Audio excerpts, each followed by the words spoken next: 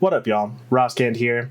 No, it's been a while since I put a video out. I've been kind of off the grid, learning, studying, getting my life together, or so I tell myself. You know, I still love movies, still love reviewing movies, and I wanted to put a video together on how to do movie reviews. So I went to Reddit, was looking for, well, I wasn't really looking for anything. I just kind of happened upon this post over here, and let's just say the conversation about a certain movie got a little heated, to say the least.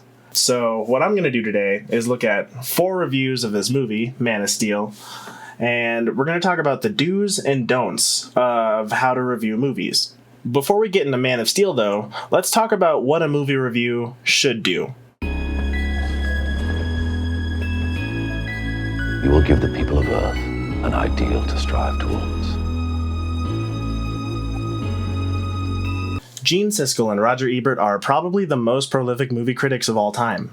They both got started writing for newspapers. Roger Ebert won a Pulitzer in 1975, and he also has several books out that include compilations of movie reviews. These guys, they know what they're doing. They went on to have a movie review TV show back when you had to have a TV show to put out any sort of content. And they also gave more academic talks about film and film criticism.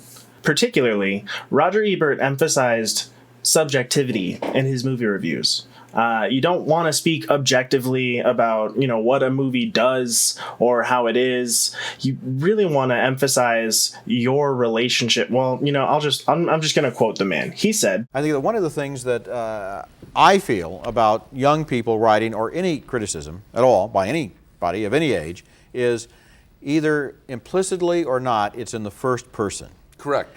And it's not a science, and you're not talking about the truth, and you're not saying, this is what happened. What you're saying is, this is what happened to me. This is how I feel. I almost think that in journalism school, they should make all reviews and criticisms be in the first person to remind people that it's their own view and not some kind of a scientific, objective overview, because there's no such thing as objectivity in the arts. It's all subjective, and you might as well admit that. like he says, you want to write about what happened to you. You want to write about your response, your experience with the art at hand, right? Easiest way to accomplish this is to just write in the first person. So I'm going to refer to this as the subjectivity test. If you do this right, a well-written negative review can still tell an audience, this movie might be for me, even if, you know, the movie wasn't for the reviewer at hand. As an example that these guys knew what they were doing, here's Roger Ebert's Breaking Dawn Part 2 review. As you can see, well, here, I'm just gonna read it. Look, the Twilight series is not my thing. As I wrote of Twilight, it's about a teenage boy trying to practice abstinence and how, in the heat of the moment, it's really, really hard. And about a girl who wants to go all the way with him but doesn't care what might happen. He's so beautiful she would do anything for him. She is the embodiment of the sentiment, I'd die for you. She is, like many adolescents, a thanatophile. I have now seen something like 10 hours about these vampires as they progress through immortality, and I'd rather see either version of Nosferatu that many times. I must admit, if you're going to bring the series to a close, Part 2 does it about as well as it can be done. It must be hard for some in entertainment to drop the final curtain on a series that has grossed billions, but it bit the bullet, and I imagine fans will be pleased. Like he said, and like he shows, a movie review should be about what happened to you. It's your response to the movie, not an objective measure of how good it was or how successful it is at its goals. That being said, we're going to move on to a couple reviews that don't pass the subjectivity test. What was I supposed to do? Just let him die?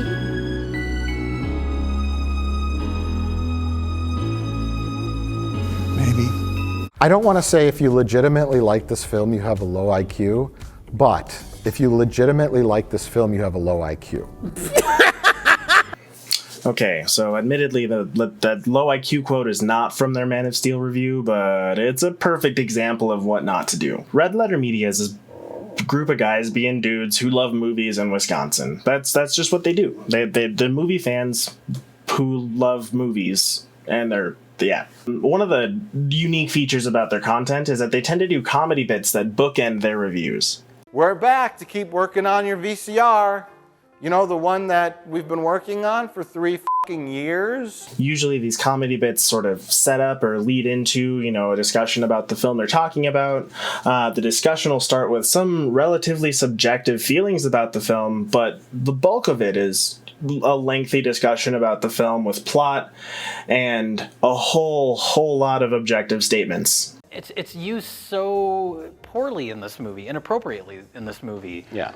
Where he's doing things you don't want to see Superman do. Too many scenes of exposition, a pointless Lois Lane character. Superman, the concept is basically it's what they call a power fantasy. It means you can't make me go to bed. Now, for a long time, I personally didn't really watch Red Letter Media reviews because, they kind of sounded like jerks to me. The downside to that, these guys actually have some insight on the movie making process. If you go through their library of content, you'll see they've actually made short films. They've done whole productions. Even their comedy bits at the front and back of their reviews are, they make films. They talk regularly about being editors. They know what they're talking about. But unfortunately, because they come out with such objective statements. So there might be the mindless, drooling fanboy out there who wants to see Superman punch someone through a building. Break somebody's neck while yelling savagely. Yeah. While their comedy bits are cynical, the reviews don't really tell me much about whether or not I should see a movie or whether I'm going to like it or not. They, more often than not, have this tone that either you agree with them or you're a child. At the end of the day, if there's no room for disagreement, it's not really that subjective, is it? Which leads to a complete emotional disconnect. Filmento presents himself as Krakosia's #1 YouTuber. It's a reference to the movie The Terminal with Tom Hanks. He gets stuck at JFK Airport and can't go to his home country because a civil war broke out, but then he's not allowed in the United States. And it's a whole thing. I haven't seen it. I wanted to.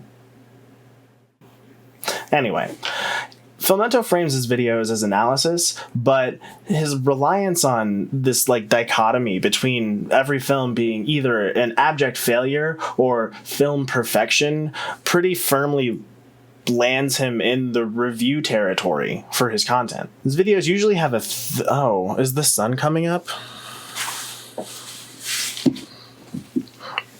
The sun is coming up. His videos often have a thesis and then support that thesis with evidence from the film, but the thesis is usually based in opinion in the first place. See, one of the core issues with the DC film universe so far has always been the case of either or. Either the movies focus mainly on character and end up weak on plot. Just saying, he's what? Charging people's phones? So what? I can charge a phone. Or they focus mainly on plot and end up weak on character. What, we some kind of Suicide Squad? Or they try to do both, but then ultimately crumble before the finish. Now, while Red Letter Media demonstrates knowledge and experience with their film reviews, Filmentos tend to feel more amateurish or uninformed. On top of that, the objective tone he takes sounds mindful and critical, but it's usually just surface level and not very thoughtful. It successfully handles both plot and character work in a way that properly functions from beginning to end. It might not be the only entry to do that, but it is an entry that does that. And if you've ever seen Back to the Future, you'll know that purpose is what great movies are made of. By leaning so heavily on the essay format, Filmento fundamentally fails the subjectivity test, just by nature of having to use the objective tone at all times. By existing in this weird liminal space between film analysis and film review, the channel ultimately fails to do either one. So, Red Letter Media and Filmento both present their feelings as objective responses or objective analysis of the films at hand. Ultimately, that fails Roger Ebert's subjectivity test. They're not presenting their responses to the film as personal experiences. They're saying, either you feel this way, or you understood it this way, or you're wrong. I don't want to say if you legitimately like this film, you have a low IQ, but if you legitimately like this film, you have a low IQ. So, let's take a look at some critics who do the opposite, who are a little bit more subjective.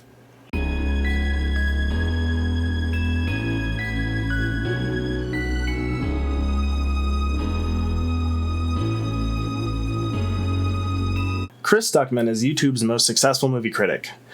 Been on the platform for over a decade. He's used his success to go on to film school and create the most successful Kickstarter campaign for an independent horror film ever. He's badass. His Man of Steel review, while old, is an absolute masterclass in Roger Ebert's subjectivity. Well, I guess it's my subjectivity test based on Roger Ebert's standards. Fine. And I love the way this film opened. It was really intense. It was a lot of fun. Really good action in there. So how was Man of Steel? Overall, I think it's a very good superhero film. I don't think it's quite as good as it could have been, though. I do think that it could have been slightly better, and I'll explain why. The best Superman film I'd say we've gotten since the first one. The review he gives of Man of Steel feels personal and highlights his feelings all the way through. While his language can straddle the line between subjectivity and objectivity, it always expresses his feelings and his responses at their core. And it touched me at times, it gave me goosebumps, I really enjoyed it. Over the course of his career, Chris Duckman has created a well-defined and unique voice that really emphasizes his tastes over anything else. It's super important for your audience to know what your personal tastes are as a critic, because not everyone's going to agree with you all the time. I don't have the same set of opinions as Chris Duckman when it comes to film reviews, but because I kind of have an understanding of what he likes and why he likes it, even when he puts out something negative, I'll know maybe it's for me. Lately, Duckman avoids putting out negative reviews of films. Now, of course, on one hand, there's a professional side to it. He's getting into making films and doesn't want to speak negatively of potential future coworkers or colleagues, but also it shows that he's developed an appreciation for the hard work that goes into making a film and the sheer miracle that it is to get a film made in the first place. Mark Kermode, like Gene Siskel and Roger Ebert, got his start in print journalism. On BBC Radio, he and Simon Mayo hosted Kermode and Mayo's film review for 21 years. The show just ended. Like, it just ended. Kermode's reviews are brilliant, particularly here in Man of Steel, because it demonstrates the quality that Ebert mentioned. Even a negative film review can tell an audience whether they should see it or not. Everything gets blown up twice, and in which the great big dramatic climaxes are rather like the end of a heavy metal song, which goes dum-dum-bum-bum-bum. You think it's finished, but you realise actually he's going into a drum solo and it's going to start again. I mean, I'm not opposed to a lengthy metal solo personally, so sounds to me like maybe I should check out Man of Steel again. Mark Kermode's long career in film review and his extensive body of film reviews also gives you a solid idea of what his personal tastes are, which, as I mentioned with Chris Duckman, is one of the most key components to being a successful movie critic. If I don't know what your tastes are, then it doesn't matter what you felt about the movie. I don't know if your feelings are going to match mine or vice versa. At the end of the day, Mark Kermode passes the subjectivity test because his reviews are personal and they don't offer a perspective that limits him to a like-minded audience. A minute ago, Superman couldn't breathe the oxygen, that was wrong, but now he's breathing in space. And then I realised, if you're worrying about the fact that Superman can breathe in space, to refer back to what you were saying about you're taking it too seriously with the flying, it's because you've lost interest in the other stuff. Roger Ebert said that reviews should be an honest capturing of your response to a film, right? I don't know why I'm saying, I don't know who I'm asking. I showed you the clip. There's no one in here. That was a silly question. Chris Duckman and Mark Kermode achieved this brilliantly through their use of I statements that connect them to the film instead of presenting those as like the natural response to the film itself. Which leads to a complete emotional disconnect. Thanks, Jay.